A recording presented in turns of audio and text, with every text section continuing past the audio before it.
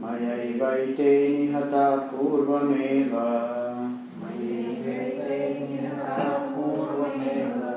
निमित्तमात्रं भव सव्यसाचिन्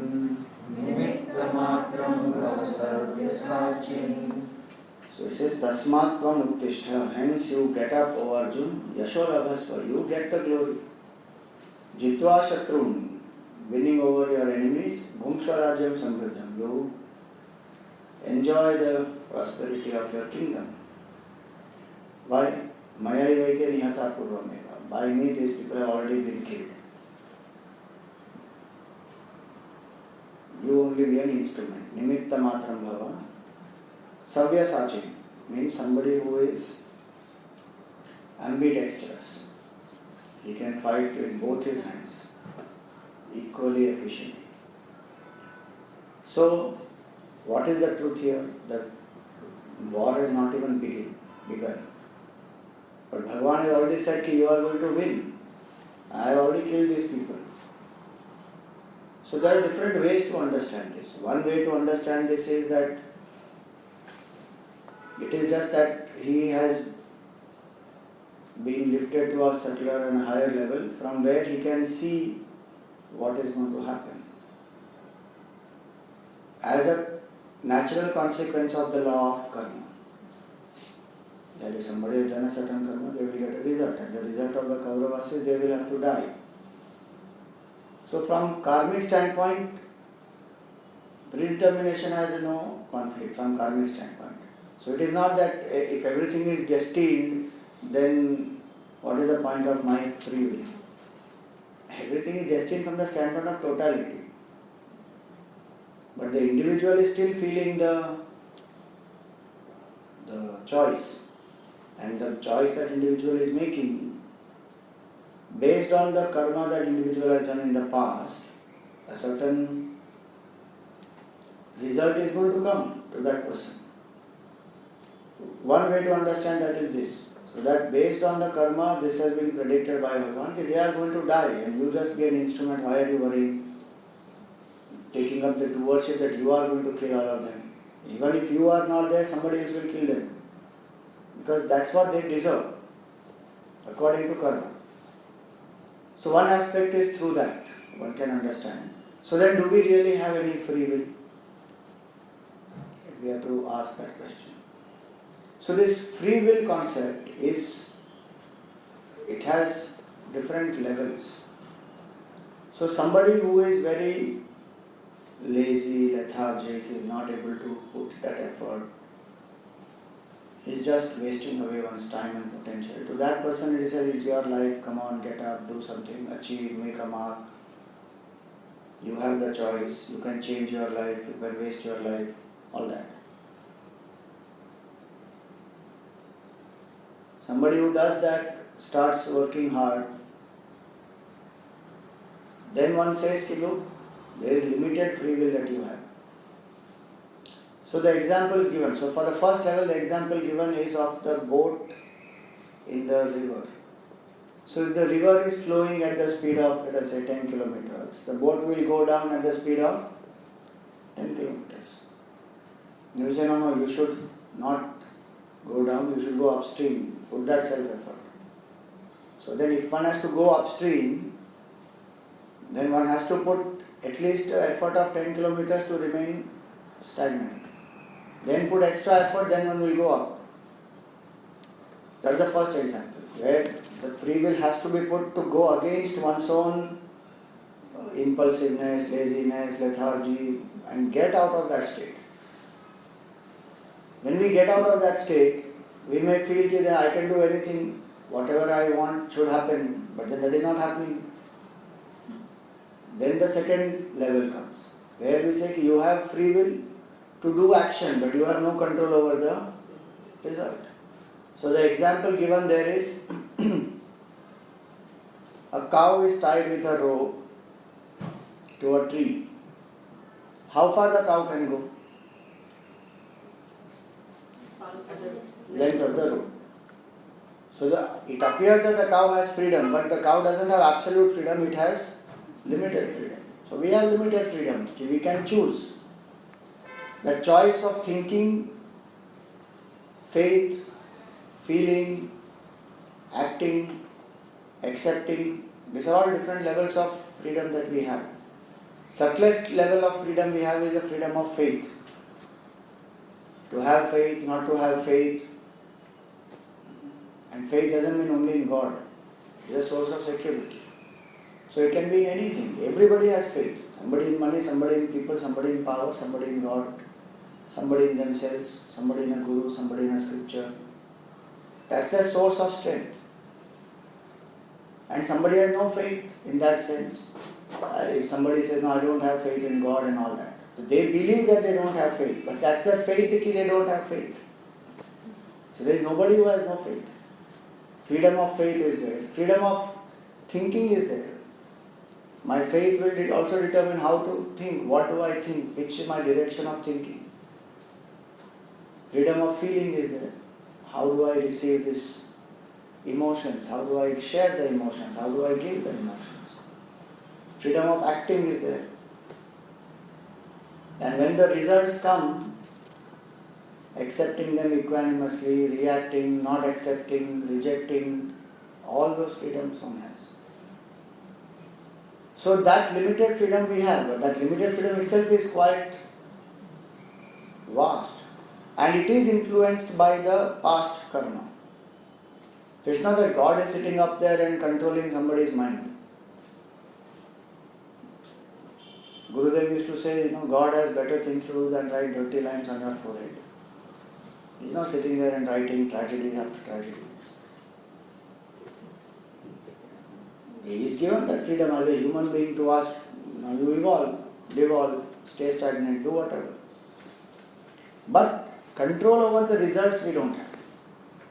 That's why we have to learn the laws of nature, understand the subtle laws of karma, understand what human potential is, then decide and do according to that. So the second example is where one works hard, one surrenders the insistence on the results, etc. So the mind becomes relatively still quieter. The ego has reduced. To such a person who has done karma yoga, purified the mind, made it quiet, surrendered oneself to a higher purpose, to that person it is said, even your free will is only an appearance. From the highest standpoint, everything is predetermined. It is going to be like this, full stop. But we don't know what it is going to be. So at our level we should keep exercising choice. But from highest standpoint it is a fact. How do you say that? It is a fact. Because it is the ego which wants its own self-importance. What is my free will? If everything is predetermined, what is my free will? That's the ego wanting its own importance. And nobody is ready to surrender the ego suddenly. It has to get reduced. When it becomes very light, then it has to be blasted. So to somebody who is not ready for that third level, if one says everything is predetermined, that fellow will not even wake up from his laziness. We say anyway it's predetermined. What is the point? Let me continue sleeping. And if it is predetermined, the fellow will sleep also. No problem. But one doesn't know whether it was predetermined or not. Hence, the third level example is the movie and the director. So when you see the movie, it appears that the actors are making the choices. But who is actually making the choice? The director has written down everything. He knows what has to go how. If the actor tries to make one little deviation from there, he will say cut, gone, reshoot the whole scene.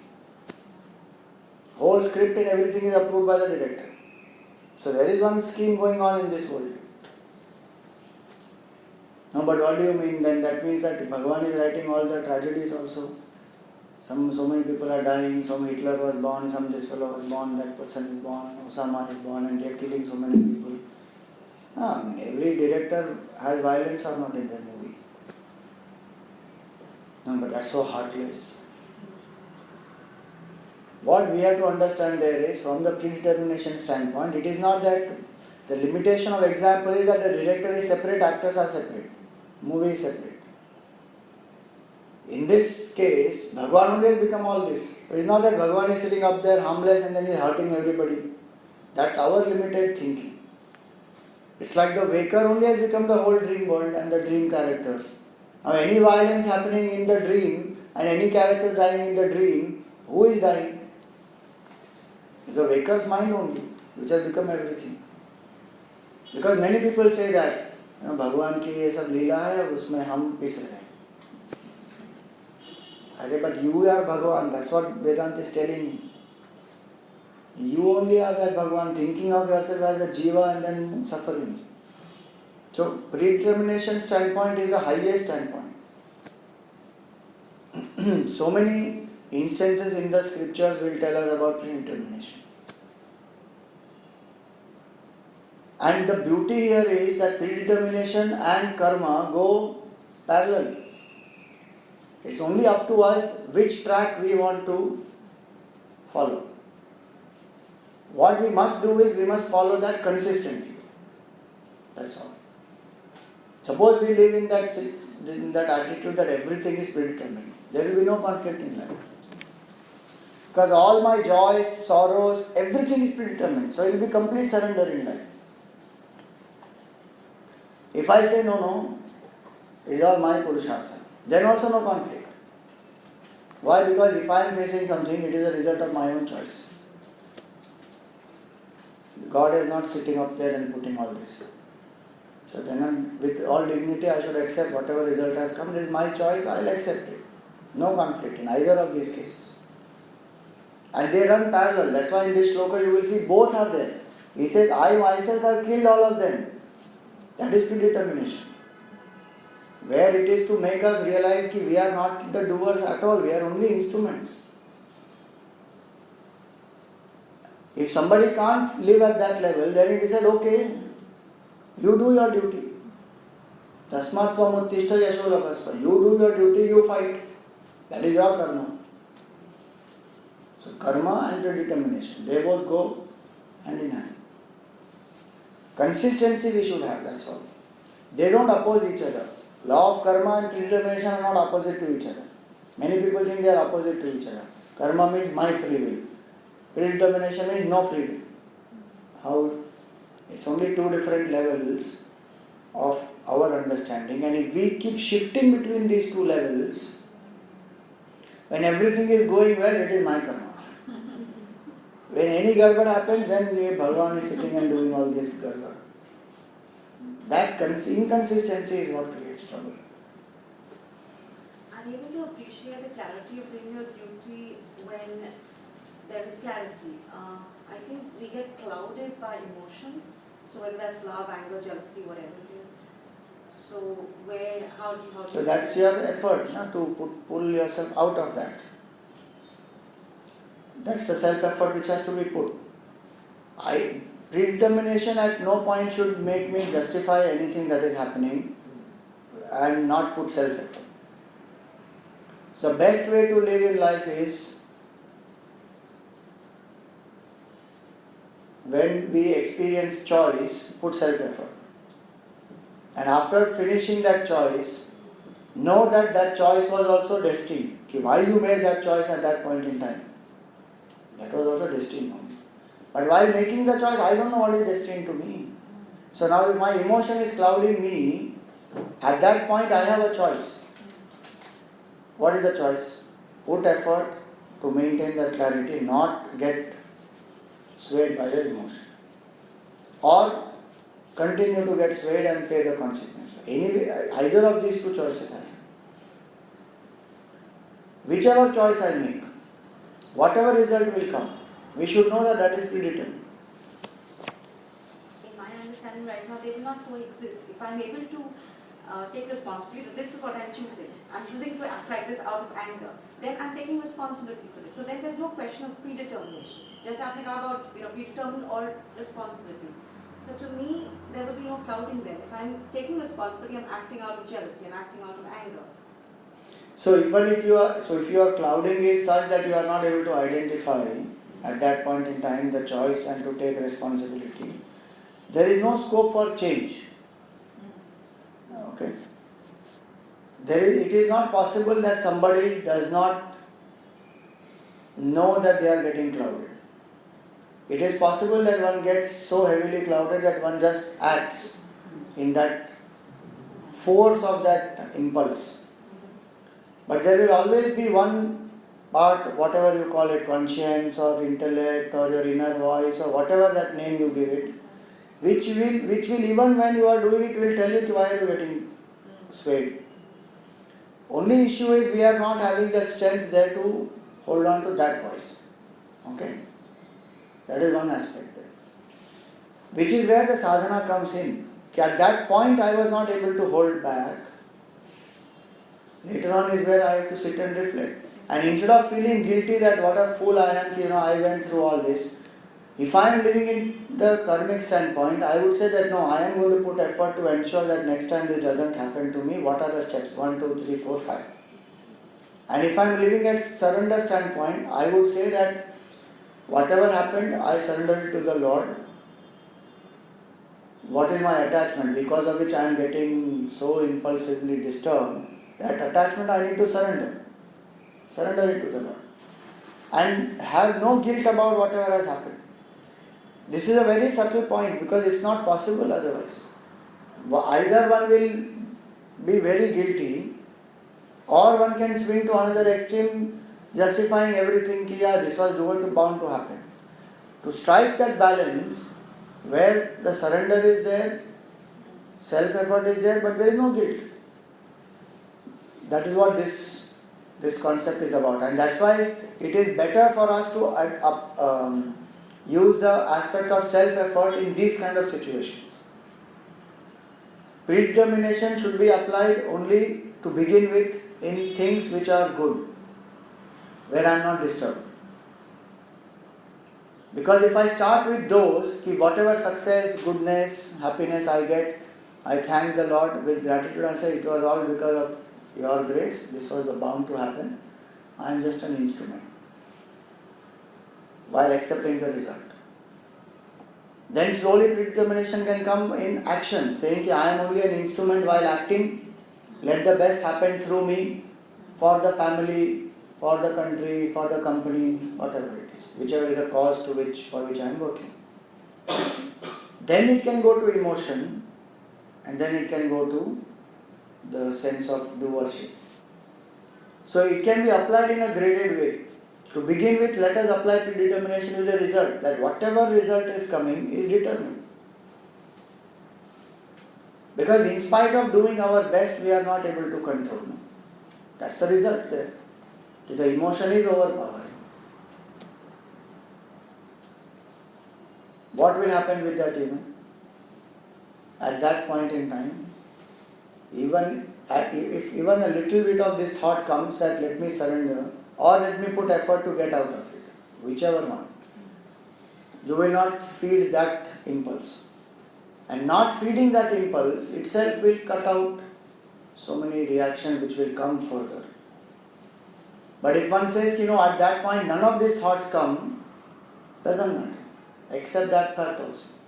At the moment the mind was so disturbed that it was not possible only to think either of this, ki self-effort dalo ya surrender karo, kya karo. Later on sit and analyze. Later on figure out what was the cause. What am I attached to that I am getting so disturbed? Because only attachment will give rise to this, nothing else. And that I have to let go, either through my self-effort or through surrender, whichever. And don't expect that to go away just because of the thought process. But don't underestimate that thought process, because many people underestimate that thought process. Now I sat and analyzed, I did everything, but next time again this happened to me. It is not going to be easy to control that impulse. But that thought will definitely come at that point in time. Second time I am getting disturbed, somewhere it will tell me, this is your attachment, let go. That's the way the progress will happen. So this surrender, when Arjuna is being told that Maya ivaite nihata purvameva, and I have already killed them, nimitta matram bhava. You may be very ambidextrous, meaning I may be able to do a lot of purushartha. That's the name meaning. Sabyasachi, who can fight with both hands, meaning he can put self-effort, tremendous self-effort. But he says, know that you are an instrument. If I can live with this attitude that I am only an instrument at all times, in every aspect of life, our ego will go down. We will be able to identify more with the cause, less with the ego. We will not take things personally. And the beauty of this concept is, as soon as I understand that I am an instrument, I also understand others are also an instrument.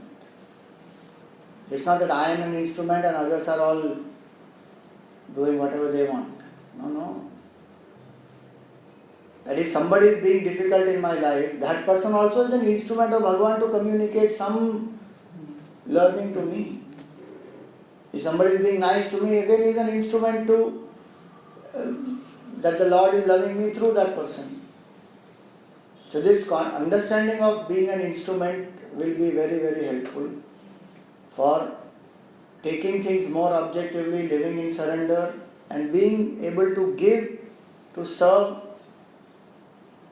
and identify with the totality. That everybody is an instrument. So we will not indulge in blame game. We may still point out functionally, this could have been done this way. To somebody, if you have to tell, why if they did a mistake, you can always correct. But how much we get disturbed from inside and then blame them, because of you this happened, you should have been more alert, you should not have done this, and now so much of harm. That agitation from inside, and unnecessarily how much in this country, if you see, my God, what all is happening, is all sheer blame game.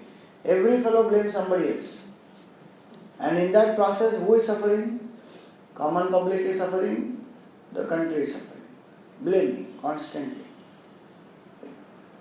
Why? Because neither self-effort is there nor surrender is there. If either of these two are there, I will not blame anybody. Why am I born in a particular family, in a particular country, in a particular situation? Why? Either I can say because of my own karma, or I can say that Bhagavan's will, I am born. A bhakta says it is all the will of the Lord. He says that I don't even want moksha. As long as I remember you, that is enough. You might make me even a stone, a plant, an animal, anything you make. I have no problem. That all is up to your will.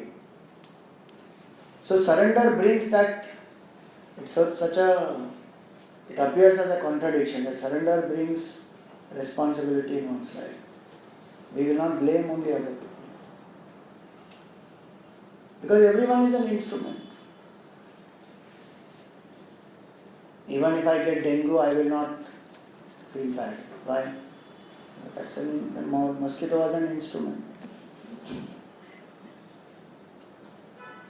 In our Sandipani Sadhana in Pavai, in very early days, in 1963 it was inaugurated.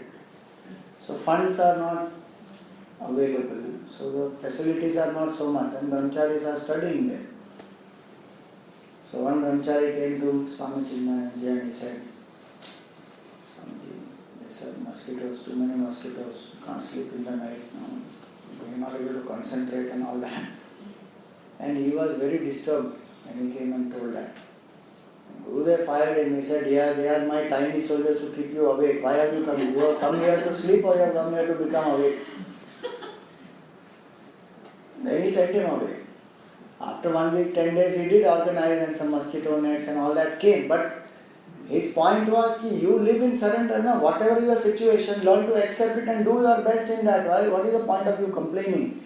And if you want to inform, he could have informed as a functional information. Psychologically getting so disturbed, and what one is learning in the Geeta, samatvam yoga uchyate, and maintain equanimity at all times, and one mosquito is enough to disturb that equanimity. So the point there is that when I surrender, I don't blame anybody. Complete responsibility either I take through karma or I say God's will, whatever it is. Nimitta matram bhava savyasachin. And in that there is such a feeling of gratitude and unburdening. People who live in this attitude that I am only an instrument are the people whose potential manifests maximum. Why? Because the infinite is waiting to express through us. Our ego is the block in between. That moves aside. It works. So somebody used to ask Swamiji, Swamiji, when will you come next? Means after he finishes a yajna, he said, when will you come next? He said, I don't decide, my proprietor decides. If he wants, he will send me, that time I will come. I mean, in some inspired mood, don't tell this to your family members. When next he will send, I will come home. Keep it functional level, what you have to say. But I am saying the bhav is that. Just when people used to feel sad, and he will lift them up to that level, saying, the Lord decides. On one place, the Chinmay Mission West, it was going to stop. Too much fighting happening inside that, infighting. So one lady came and she was crying in front of Swamiji, your whole hard work of so many years is going to go for a waste and the mission is going to stop. What is going to happen? He had nothing. He just said, so what? Chinmay Mission was a tool of Narayana to bring about a revival. If he wants, he will give another tool. No attachment only. Living in that attitude of surrender, that I am an instrument, he is the doer. And a very nice example he used to give is if a boss dictates the letter to the stenographer. The stenographer takes the dictation. She goes, she types, she prints, she brings everything to the boss. What does the boss do? Sign. If anything happens because of that letter, who will be held responsible? Boss, because it is his letter. No, but whole work was done by whom? The stenographer. So he used to give that example, that let your actions have the signature of the Lord. Because he is the doer. You are only an instrument. And debit all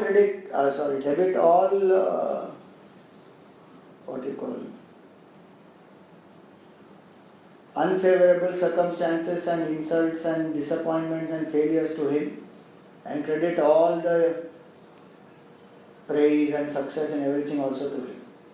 Because he is the doer. A flute doesn't have to bother what type of music will flow. Flute has to be available for the hand of the musician. That's all. So if I understand that very well, I am only an instrument. And as an instrument, what is the best that I can do? Let me do. And know that everyone else is an instrument. No, but they don't know that they are instrument. They are acting with such ego. That instrument is still getting tuned up, that's all. Have that sympathy. If one has to protect oneself, protect, no problem. But this is the bhav, that nimitta matram bhava savyasachin, that, oh Arjun, hold back, don't take that doership that you are going to kill all these people. So in the next verse, he goes on to explain all the names. He says, Dronam cha, Bhishmam cha, Jayadratham cha, all these people, Karnam, all of them, Maya Hatastvam. I have already killed all of them. Jahima Gatishta. Don't have grief in your heart. Drop all that. Yujjasva Jeta Sirane Sapatna. So it's literally like Bhagavan has already killed them. Arjuna has to only do the action of poking the sword. They already killed. And for that he will get all the recognition. How strange, no? Bhagavan does everything and the world forgets Bhagavan. And the fellow who is only an instrument is given all the recognition. How strange. That's the way the world is. So he says, I will do everything, you go and get the recognition. Go. Huh? Warriors fight, lose their lives. It's a king that is victorious. That's the way of the world. Yeah, so that's the way of the world, you see.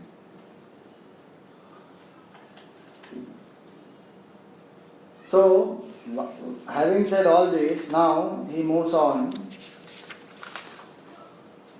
Arjun realizes now that what a big ego I had unnecessarily. Actually, Bhagavan is a doer. He feels very ashamed actually. So he says here in this verse number 56. no, the verse number is 41. Now he suddenly realizes that he has considered this Krishna Bhagavan as such an ordinary human being, when he is actually the Bhagavan and he is the doer and he is the protector of the whole world. And so out of that feeling of, what do we call it, regret? Not a regret, it's literally he feels ashamed. So he says, Sakheti matva prasadubham yaduktam, that I thought you are my friend, and just like a friend, sometimes friends tease each other and call themselves each other with some very casual expression, and sometimes even hit each other and whatever. He says, Sakheti matva prasabam yaduktam. And what did I call you? Hey Krishna, hey Yadava, hey Sakha, Ajanata Mahimanam Tavedam. I didn't know what is your glory. I simply called you by name. Hey Krishna, come here, sit here, do this, do that. Maya prasmadat pranayena vapi. Because of my own delusion, my own ignorance. But know that it was done out of love, pranayena. It was not done to insult. It was done all out of love as a friend. But you are the Lord. Then he says, I may have even insulted you. Yachavasahartham asatkritosi. I may have insulted you, I may have done wrong things also. I may not have heard you, what you said sometimes. Viharashayya sanabhojaneshu. When, at the time when we are having fun, viharashayya, when we are sleeping, bhojaneshu, while eating, in all these ordinary actions, I may have taken you for granted, done wrong things, insulted you. Eko अथवा अप्युच तत्समक्षम तक्षामये त्वाम अहम अप्रमेयम. O immeasurable one, I plead to you that you please forgive me for all that. Just like that, you realize some great man, you go to meet him in his house, and you don't know who he is, and he is doing some gardening or something. You say, "Ja, apne saab ko bula." And then he also goes inside, and when you go inside, who is that saab? He only is the Sahab. Then you realize, oh God, what did I do? Such an ordinary example that is. Here it is Bhagavan only, the Lord of the universe, and this Krishna, this Arjuna has grown up with Krishna. Never, the closest one, or the people who are dear to us and familiar to us, to identify their glory or their greatness and to accept that is the most difficult. Not at all easy. Suppose a brahmachari, let us say, some person who has studied Vedanta, came back. If that person is posted in the same area from where that person was born and brought up, nobody will respect that. अरे ये तो बच्चा था तब से हम इसको जानते हैं. Because that familiarity is so much, and now suddenly to say that okay, he has studied, okay, so what, he has studied Vedanta and come, big deal. So nobody will have that respect, or what we can say, that formal reverence. Okay, he has studied, now let us organize some talks and share knowledge, and this is a new person, he's not the same person anymore. But isn't it also nice to have a friendly relationship with God? Because then you also continue to have friendly relationship. With Arjun, Bhagavan had a friendly relationship even later. But Arjun suddenly realized that, he was behaving as a friend to me, but I did not know his greatness. So I did all mistakes. It's not that Bhagavan wants a distance between him and the devotee. He is the most happiest when distance is not there. But the devotee feels, oh God, why did I take him for granted? And I didn't realize his glory. That's the only point. Otherwise, after the war also, after this Geeta also, Krishna and Arjuna are very good friends. In fact, Bhagavan calls him as a friend only. So now, having said that, he gives 3 examples of how you should forgive. three relationships he gives. In this 44th one, he says, Tasmat pranamya pranidhaya kayam. Hence, I am saluting you and I am prostrating also. Prasadayet vamaham isha medium. And I am asking you to bless me. You are the Isha, you are the Supreme. Piteva putrasya. How a father tolerates the small baby, even if the baby is in the arms of the father, baby is kicking, crying, pulling the beard. How the father has such love and compassion to forgive. And how the father will tolerate. Piteva putrasya. Sakheva sakhyu, a friend towards another friend. And priya priyayarhasi. And how a lover will accommodate the beloved. In these three examples, three different ways of taking the opposite person for granted are conveyed. Each of the relationships are conveying a different form of emotion. With father and the son, it is that the age difference is big. With friend and friend, age difference is the same. And with the lover and the beloved, it's not about age difference, but it is the intimacy is maximum.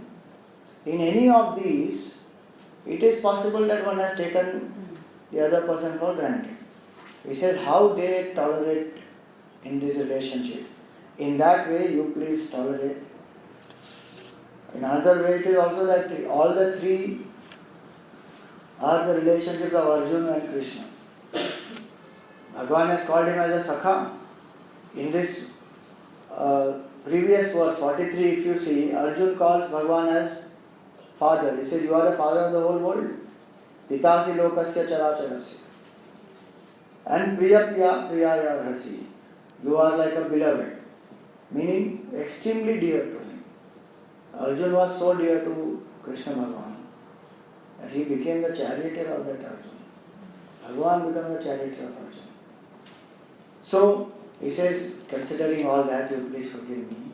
Not that Bhagavan needs to know all this to forgive. Yes, he doesn't take offense only.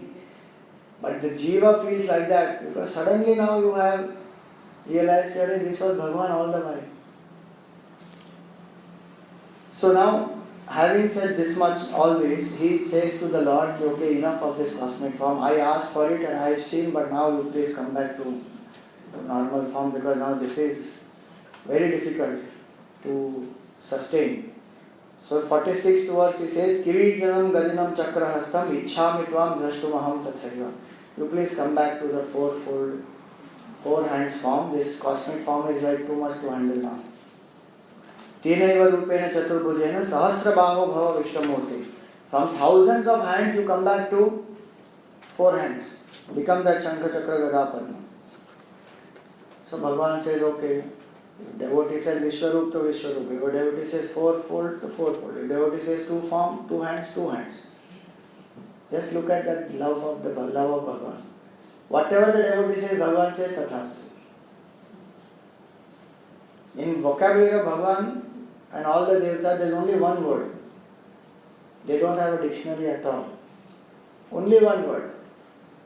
Tathastu. So one has to be very careful what to ask. So they will only say Tathastu. So he becomes... Now he says that this form that you have seen, this cosmic form, now Bhagavan says that. It is very, very rare to have this darshan of the cosmic form. And it is by my grace that you have been able to see that Arjun. Maya prasannena tavajunedam rupam param darshitam atma yoga. Tejomayam vishwam anantam adyam. This splendorous form which is endless. Vishwam anantam adyam. Beginningless. Yanme mad twadanyena na drashtapurvam. Nobody else has seen this like this before. This form cannot be seen by any amount of rites, rituals. You do any of that, you still can't have darshan of the cosmic form. Na veda yajna adhyayane na danahi na cha kriyabhir na tapobhir ugrahi. How much ever tapas you do, dan you do, veda adhyayan you do, Evam rupam shakyamaham nriloke. Nobody can see this form. Then how to see this form?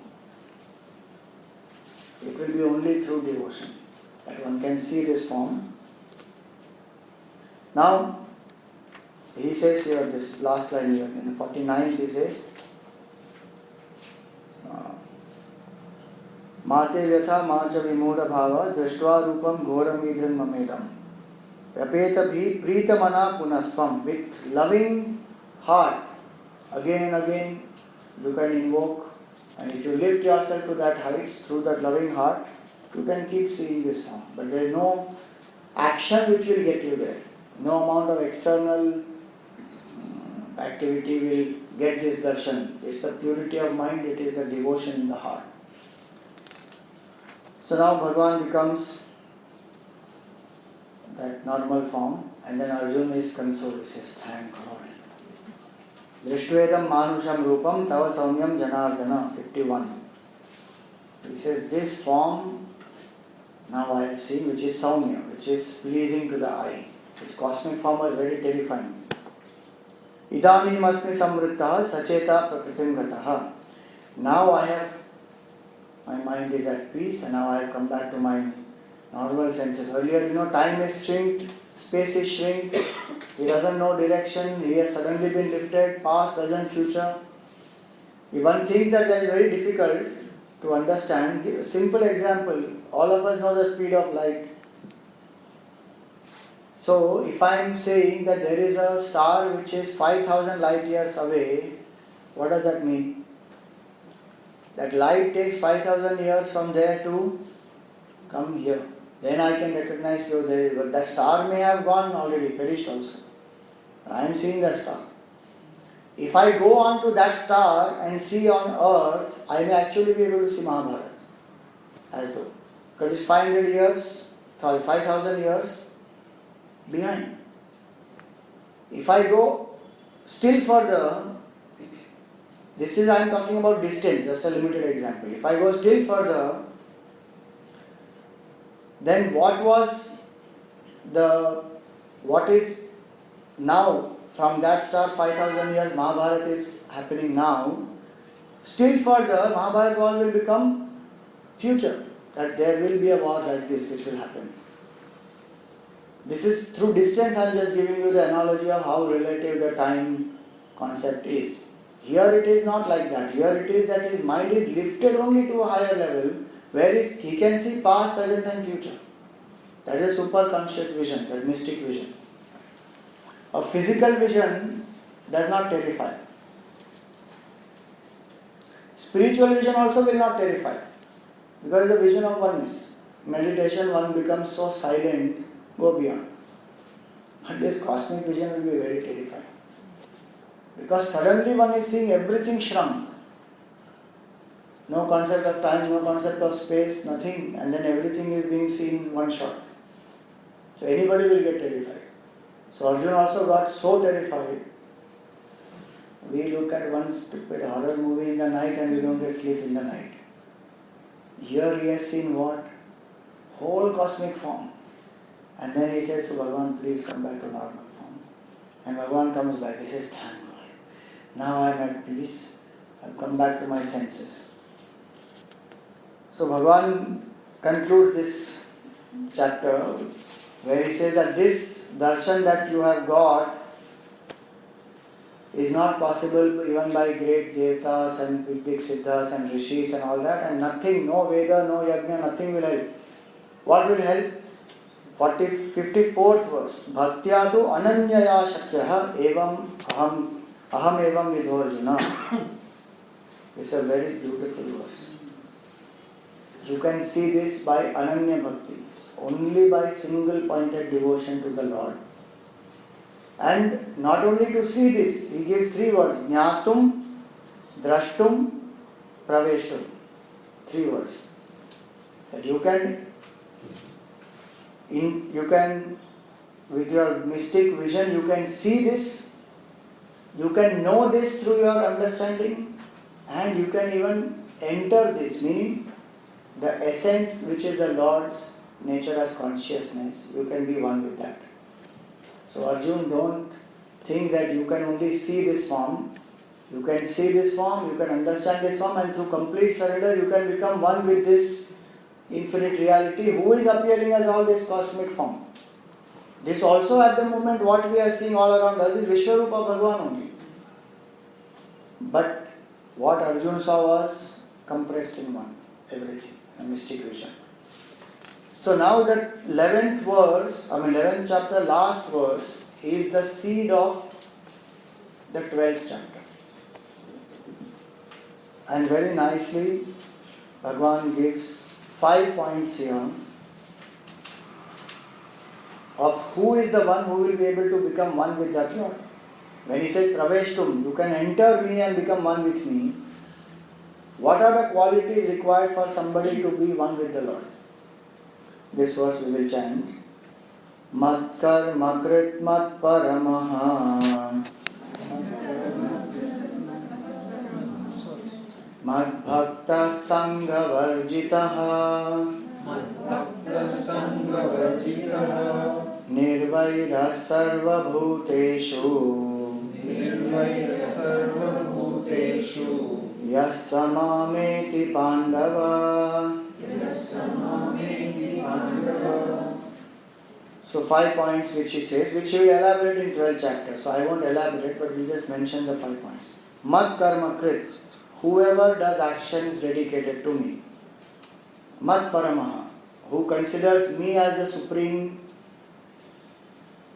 goal, or who considers me as the supreme, the highest in life is that.